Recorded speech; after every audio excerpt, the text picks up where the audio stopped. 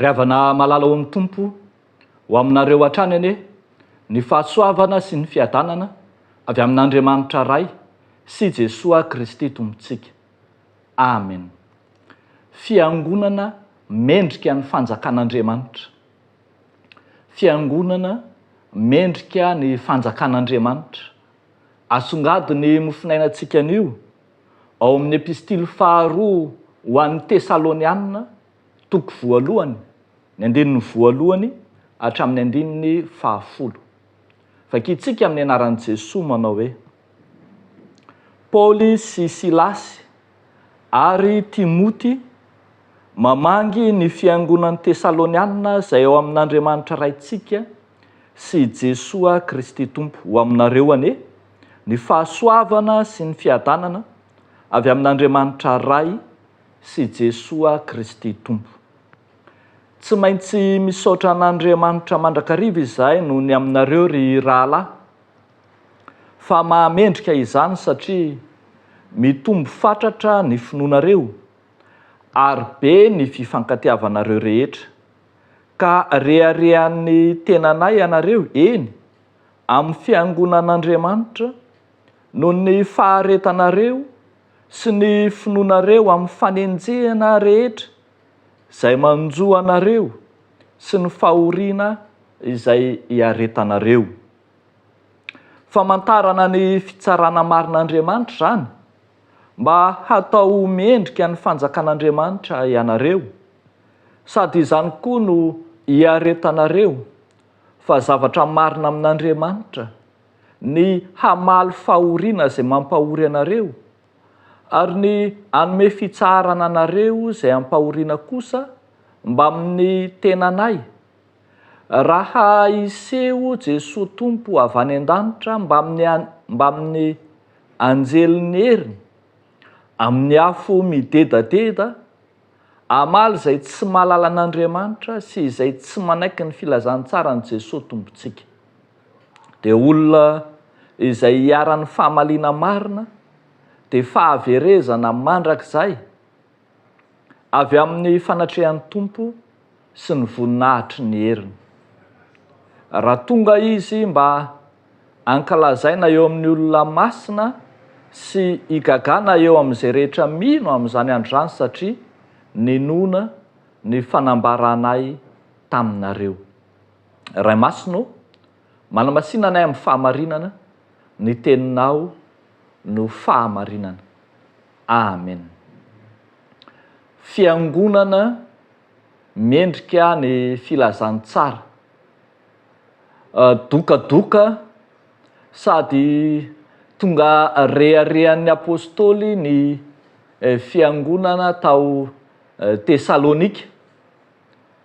Ity taratasy ity raha teo dia tafiditra ao anatin'ilay sokajy antsoina hoe epistily pastoraly na epistily ny fitondram-piangonana, ka dia indro manao fanamariana ny amin'ny fiainam-piangonana ny apôstôly Paoly. Tsy kariny tamin'izany fa fiangonana mora tezaina, fiangonana mateo ty, fiangonana afaka atao rehare mihitsy andaniny, dia fiangonana mitombo finoana sy mifankatia fatratra ny fiangonana tao Tesalonika.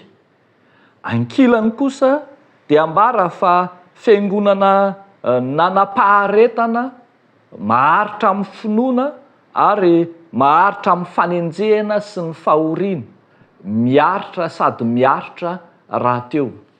Izany no mahatonga ny apôstôly hirehare fatratra ny amin'ireto kristianina tao amin'ny fiangonana tany Tesalonika ireto. Noho izany dia indro ary ny apôstôly amin'ny maray aman-dreny azy manoratra ho an'ny zanany amin'ny finoana, manoratra ho an'ny fiangonana, mitondra teny fampaherezana, ampahatsiaro ireto fiangonana fa tsy ho very foana akory re fikelezanaina lay fiaretana sy faharetana noho ny amin'ny finoana an' Jesosy Kristy Tompo. Tsy ho matomomboka tsy akory ny finoana izay nananany fa izy vokany ary vokany lehibe zany. Dia ambara eto fa mendrika azy ireo ny fanjakan'Andriamanitra. Fanjakan'Andriamanitra no valim-pity sahaza ho an'izay maharitra amin'ny finoana, ho an'izay maharitra eo anatrehan'ny fanenjehana. Anjaran'Andriamanitra mihitsy no mandray an-tanana ny fahavalo sy ny mpanenjika. Hitantsika eo amin'ny 1:9 hoe zavatra marina amin'Andriamanitra ny hamaly fahoriana izay mampahory anareo. Anjaran'Andriamanitra zany ary ilay Andriamanitra mpitsara marina, ilay Andriamanitra manana ny fahamarinana rehetra, ilay Andriamanitra izay tsy misy miafina eo anatrehany, no indro miditra antsehatra ka mandray an-tanana ny fahavalo ny mpanompon'Andriamanitra. Hitantsika eto fa dia ny fiangonana maharitra amin'ny finoana dia hiditra amin'ny fitsarana. Eo amin'ny 5 hoy izy hoe hanome anao fitsarana anareo izay ampahoriana kosa mba miteny anay. Fa etsakilany kosa ny tompo izay iseho dia iseho amin'ny anjeliny heriny, iseho amin'ny afony dedadeda, amaly izay tsy mahalala an'Andriamanitra sy izay tsy manaiky ny filazantsara. Misy fahefana lehibe avy any an-danitra, misy fitsarana lehibe avy any an-danitra no mamaly izay tsy araka an'Andriamanitra. Fa ho an'izay mino, ho an'izay maharitra amin'ny finoana kosa dia ho todo-soa amin'ny fitsaharana izy any amin'ilay fanjakan'Andriamanitra tononona ho azy. Any no ahitany fitsaharana, vita ny adiny, ary dia mitsahatra amin'ny fiazakazany. Izany no nahatonga ny apôstôly Paoly eny ny teny manao hoe efa nahatanteraka ny fiazakazahako aho, efa nitahiry ny finoana, efa niady ny ady tsara, hatr'izao dia tehirizina ho any satroboninahitry ny fiainana izay omen'ny tompo ahy.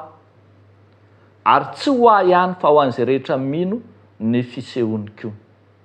Ry havako malala ao amin'ny tompo, tena fampaherezana lehibe ho an'ny fiangonana izany tenin'Andriamanitra izany. Ninona adi-ponoana, ninona adi-panahy, ninona adin'ny fiainana. Mihasarotra ny fiainana ankehitriny, tsy laviny izany, ekeny izany, milaza miara-mahita raha miteny an'izany n'aiza firenena eto ambonin'ny tany dia tsy mitsahatra miakatra ny vidim-piainana. Saingy izao, na inona hamafy ny donam-piainana eo amin'ny fiainanao, mifikira ao amin'ny tompo. Aoka hanana faharetana sy fiaretana ianao, fa ny tompo efa miady ho anao, efa miady ho anao hanananao fiainana fitsaharana, fiainam-pahasambarana, dia ny fiainana mandrakizay. Raha maharitra amin'izany ady izany ianao dia sokafan'ny tompo anao ny varavaran'ny fiainana mandrakizay. Aoka ary tsy ho resin'ny adi-piainana ianao, aoka tsy hilofika na hitanondrika na sanatria hilavolefina eo anatrehan'ny fahasarotam-piainana, fa aoka ho matoky hatramin'ny fahafatesana ianao dia omenanao ny satroboninahitry ny fiainana. Ny fiangonana mendrika ny fanjakan'Andriamanitra araka izany dia ny fiangonana maharitra amin'ny finoana an'i Jesosy Kristy Tompo, fiangonana miazona ny finoana mandra-piavy ny fahafatesana. Dia an'Andriamanitra irery any ny voninahitra. Amen. Hivavaka isika. Tompo Andriamanitra rainay eo, misaotra anao izahay noho ny amin'ny teny mampahery, teny mampitraka eo anatrehan'ny adin'ny fiainana, izay mampidododo etsy sy aroa dia mbola atolotra ho anay ny filazany tsara soa izay mamelona fanantenana ho anay ny amin'ny ampitso, ny amin'ny hoavinay, ao aminao Jesosy ilay fitsaharana ho anay. ianao tompony efa niteny fa mankanesa ety amiko ianareo rehetra miasa fatratra sy mavesatra etany, izao anome anareo ny fitsarana. Dia mitondram-bavaka ary zahay amin'ity andro an'ity ireo kristianina maro ny fiangonana izay zahan-toetra eo anatrehan'ny adiny finoana, adi-piainana, eo anatrehan'ny fizahan-toetra maro samihafa izay mety mahazo azy, na endrin'inona izany na endrin'inona, dia ampio sy tohany Tompo mba tsy ho rava finoana. Dia izany no ataonay sy angatahanay amin'ny anaran'i Jesosy Kristy ilay Tompo ny finoanay. Amen.